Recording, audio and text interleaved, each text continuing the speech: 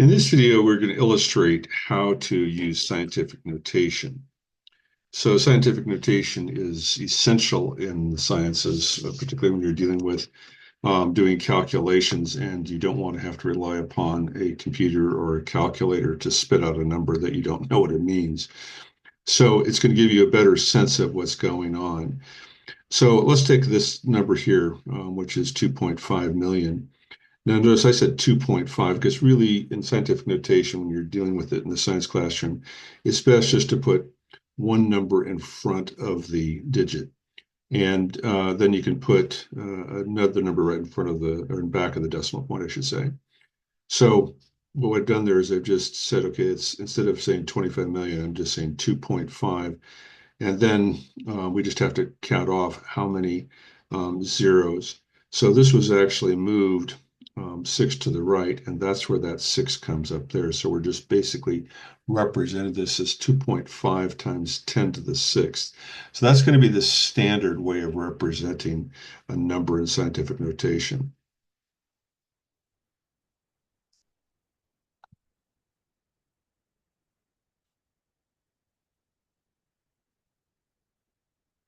So let's look at the vast array of numbers we deal with in the sciences. So let's say we're dealing with a mole of something, a mole of 6.02 times 10 to the 23rd. We're at this vast range up in this section. So the prefix yada is one that's rarely used because we represent things with scientific notation instead. So we say rather than saying a yada, whatever, we're saying we just move the decimal place 24 spaces to the side there, and so we can see here that that was 10 to the 24th.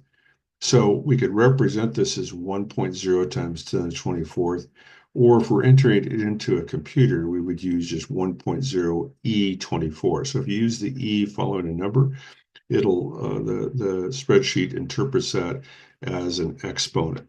Now, if you deal with very small numbers, let's say like nano, like you're dealing with a billionth of a meter, well, that's going to be 10 to the minus ninth. What you're doing is you're just moving the decimal the other way. And again, scientific notation for that would be 1.0 times 10 to the minus ninth, or computer representation would be 1.0 e to the negative 9. So the general format here is to say, okay, that when you take a number here, again, we just say, well, let's take the first number. This is going to be the 4, and then we put the decimal space. And then you can see that there was an additional 3 numbers there in front of the decimal place previously, so I had to move the decimal place over here. I had to move the 3 to the left, which means I had to raise the exponent there to the power of 3. And just the reverse is done if you're dealing with a negative exponent or something that's smaller than 0.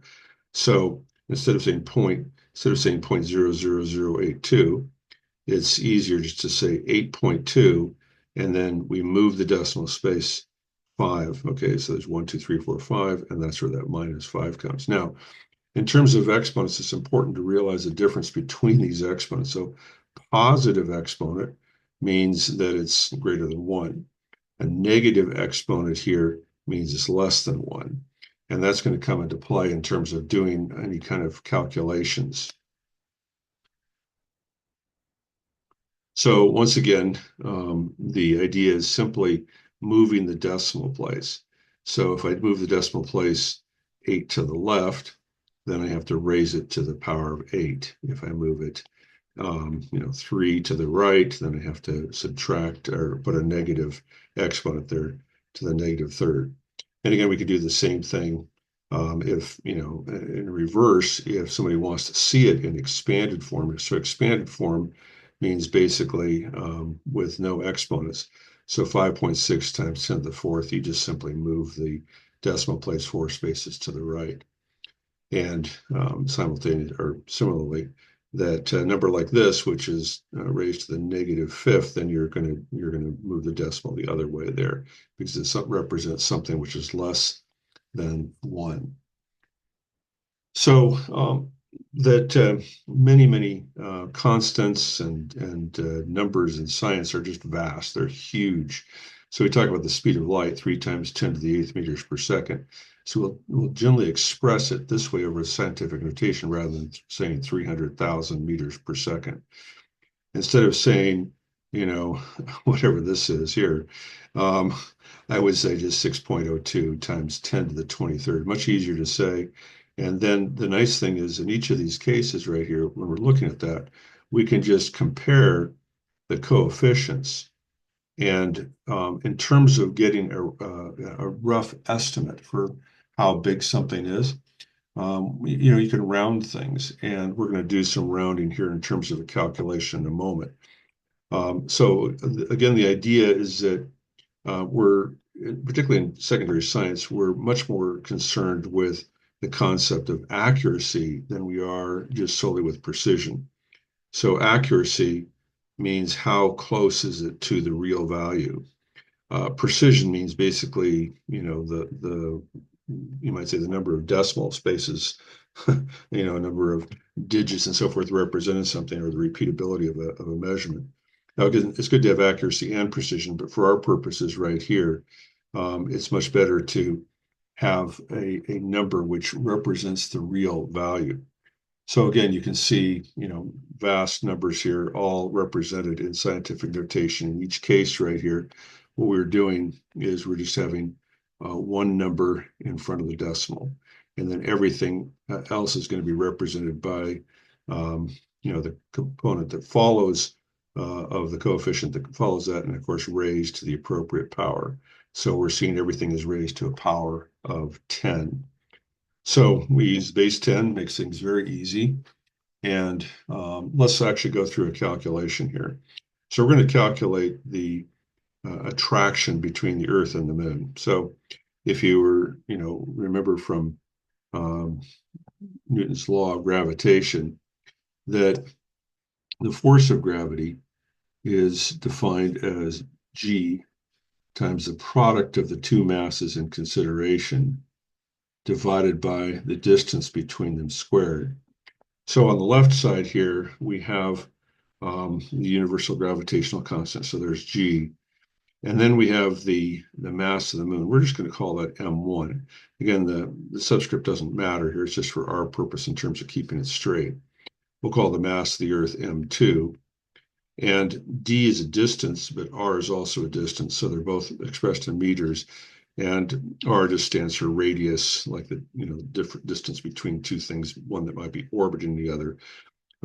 D just represents distance. And so I'm just going to call that as R right there.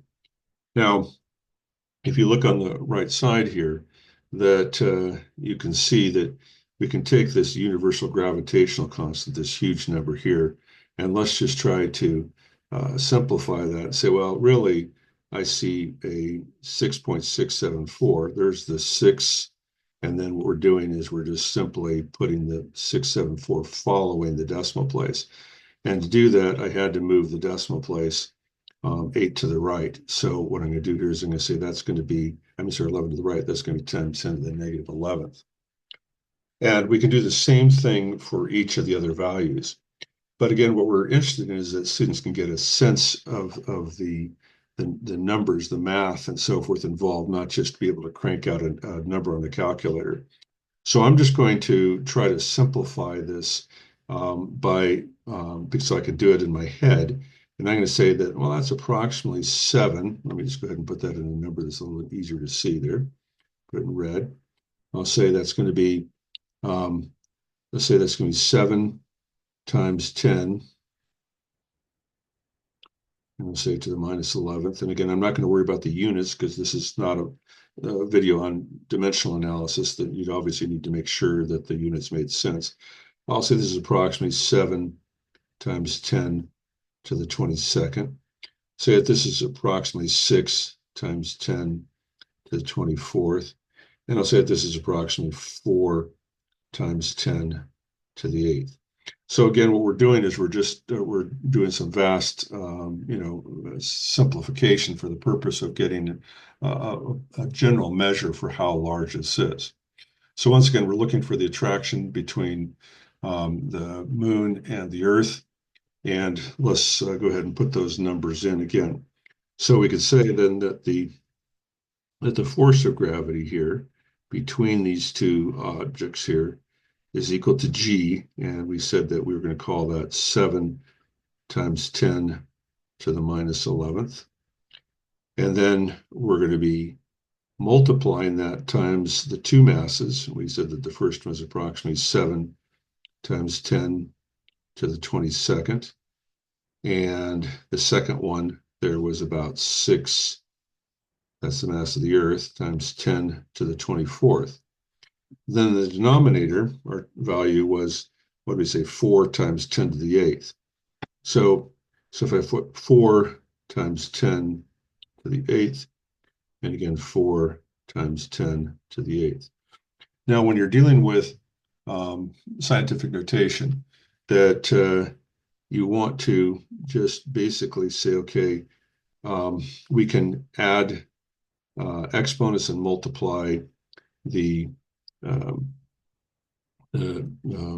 coefficients. So this is really 7 times 7 times 6. All right, so that's going to be 49 times 6. So we'll average that. 49 is about 50 times 6, that's about 300. And then we're going to divide that by 4 times 4. So what we're talking about here is about, I'll just round it off to about 2. All right, so in other words, 749, this is going to, let me just write that out there so make it, so you can see what I'm doing here. I was doing a little bit too much in my head for you. So on the top there, that's going to be 49 times 6, so approximately 300 on the top there. So I'll say approximately 300. And the bottom is going to be about 16. Well, we could say 15. So I was saying this about 20. I was moving the decimal already in my head. So that's about 20. And then we just look at the exponents there. The exponents are going to be represented here. So minus, can get the right notation, minus 11 plus 22. Okay, well, that's going to give me positive 11 plus 24. So that's going to be a positive 35. And then I'm going to subtract 16, 8 and 8. And so that's going to give me times 10 to the 19th. Okay, so let's go ahead and represent that. We would say that we now have a value of 20, which was what we did on the first math right there, times 10 to the 19th. Or we could simplify that now, again, scientific notation, just only one number in front, 2 times 10 to the 20th. Now, if we had done the entire math on that, it would have come out to be about 1.98 times 10 to the 20th. And again, we could, there's going to be in newtons, it's going to be the actual value, which you did the dimensional analysis. But what I want to show here is, again, the simplicity of this. I got very close to the correct answer just by a lot of estimations and by working with the coefficients for doing the calculations of the new coefficient and just adding exponents. And then, of course, if it's in the denominator, subtracting them.